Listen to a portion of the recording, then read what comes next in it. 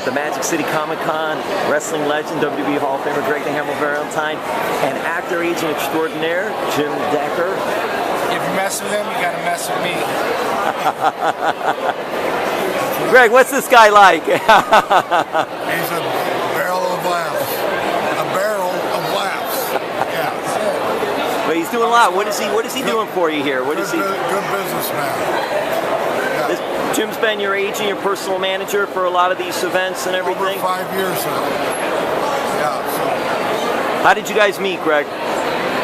Probably in Chicago at a Comic-Con. And we started chit-chatting back and forth. And pretty soon we started doing business together, you know? So what kind of wrestler would this guy have made? Lord Littlebrook. Oh, shoot. Oh! He's got this damn blocker. You put him up against somebody who's 6 foot tall, and how tall are you, 4 feet or something?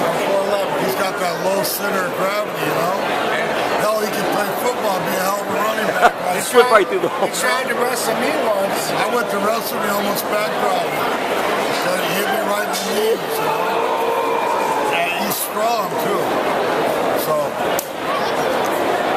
Greg, what's it like for you coming out to some of these events, meeting the fans, and just reminiscing a little bit about your career, which is an incredible career? Well, you know what?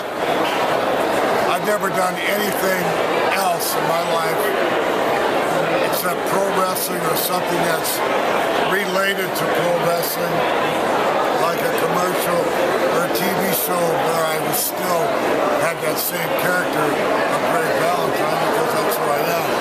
So, I mean, my dad was a fantastic wrestler for over 30 years. Johnny Valentine? Legendary Johnny Valentine. That's how I broke into business. They sent me up to Canada, and I spent a few years up there in brutal winters and stuff, and really learned it. And I'm a product from the 70s, the 80s, the 90s, and the 2000 decades. That's 4 decades of wrestling. I still get in the ring once in a while because I still love it. But I've done some acting. But if you're going to ask, if you're going to put down who is Greg Valentine, he is a wrestler, one of the best, maybe the best. Greg Valentine is a true professional wrestler. Absolutely, a consummate wrestler. Love the nickname The Hammer. Where did that nickname come up from? Well, you know, a lot of people think it's from the elbow drop because the arm and hammer has that symbol. But actually, when I was in the mid-70s, when I was wrestling in the Mid-Atlantic area, I would take the guys, I'd throw them out of the ring, and they'd come back, get into the ring, I'd grab them, turn them around, drape them over the ropes, and hit them as hard as I could. So the TV announcers, they say, here comes the Hammer again. Oh, you got him. Oh, wow. And then Greg the Hammer Valentine was born. Greg, you mentioned your legendary dad. What was it like? What did you learn from Dad going into the business?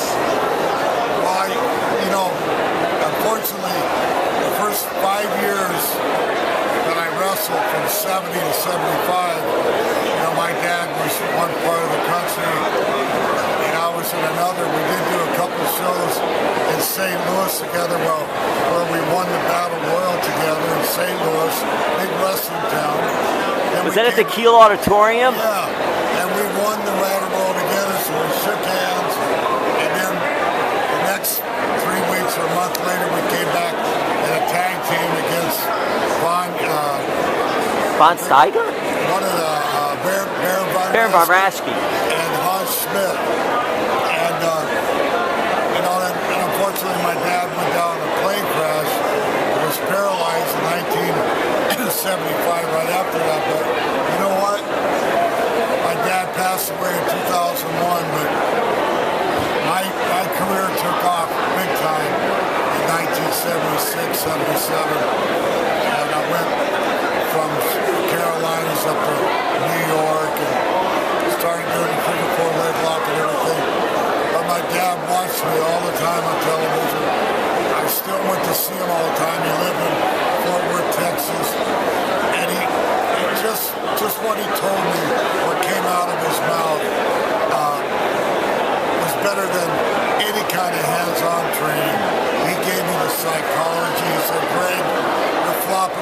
too much, Greg. Don't lift the weight so much. Go work out on a boxing bag. And, you know, he tweaked me that way, and it made me better. He taught me that less is more, you know. So. You've had so many legendary battles. Want to ask you one and wrap it up with this. Ric Flair, what was it like working with and also working with this man as a partner and also as an opponent? Oh, he was a consummate professional. Ric Flair was Mr. Interview extraordinaire. We were a tag team for a long time. I went away to New York. I came back. And I turned on him, and then I broke his nose with a cane. And I walked around with a nose guard for about 6 months. We had some brutal battles, but So you're responsible for the nose? Are you responsible for his big nose then? yes, yes. I broke a lot of legs. Wahoo, Tito, Chief J. Strongbow, and Ric Flair, his nose. Thank you so much, Greg the Hammer And Valentine. Roddy Piper, the ear. The ear when I mashed his ear in. Roddy Piper, that's another guy. That incredible. Connor match. You know, he's had a great career too. God bless him. Thank you so much.